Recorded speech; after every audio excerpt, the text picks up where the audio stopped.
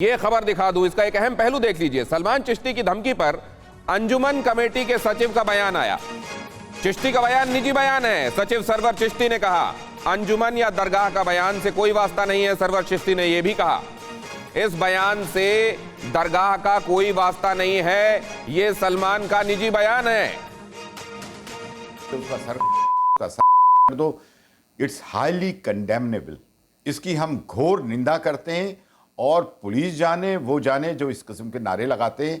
खादिम समुदाय जो हेरिडिटरी खादिम है, जो वंशानुगत प्रीस्ट हैं यहाँ के, क्योंकि खादिम relations with the shrine is not only ancient but intimate. हमारी 800 साल की हेरिडिटरी, और यहाँ पे हर धर्म जाति संप्रदाय के लोग आते हैं।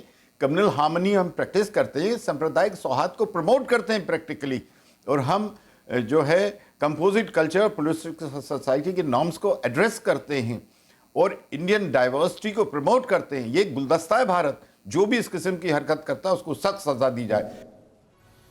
राहुल ईश्वर भी हमारे साथ जुड़ चुके हैं, उनके पास मैं आपको ले चलूं उससे पहले जरा ये महत्वपूर्ण इंफॉर्मेशन आपको जरूर देखना चाहिए। सिर कलम शेम ऑन एबल माइंड, ये महत्वपूर्ण पर्सपेक्टिव। ख्वाजा गरीब नवाज की दरगाह अजमेर में, हिंदुस्तान में शायद ही कोई ऐसा हो जिसको इस दरगाह के बारे में पता नहीं हो। रोजाना अनुमानित 22,000 जायरीन यहां पहुंचते हैं। 22,000 एवरेज लोग यहां दर्शनों के लिए, यहां सिर नवाने के लिए पहुंचते हैं, सिर झुकाने के लिए पहुंचते हैं, अपनी अपनी मुरादें लेकर पहुंचते हैं। और इसमें करीब 60% गैर मुस्लिम जायरीन होते हैं। 60%। दरगाह पर सबसे ज्यादा हिंदू पहुंचते हैं। करीब 200 करोड़ रुपए का सालाना चढ़ावा यहां आता है। और ऐसे में इस जगह से इस तरह का कोई बयान आना, और वो नशे में दिया गया बयान कहा जा रहा है, या ये कहा जा रहा है कि उसकी अपनी सोच हो सकती है।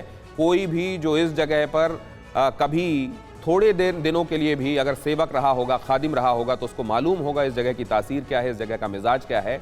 वो कैसे भूले से भी इस तरह की कोई बात यहां से कभी भी ताल्लुक रहने के बाद कर सकता है। राहुल ईश्वर, पॉलिटिकल एनालिस्ट, वो हमारे साथ जुड़े हुए हैं। राहुल ईश्वर, ये अचानक अनायास किसी नशे के हवाले किसी शख्स के मुंह से निकल गया कोई बयान है? आप समझते हैं कि ये बहुत सोच समझकर किसी ने बयान दिया है और अब उसे पल्ला झाड़ा जा रहा है? ये दूसरा पहलू। ये बहुत सोच समझ करके किया है। ये एक वायलेंस के लिए कॉल है।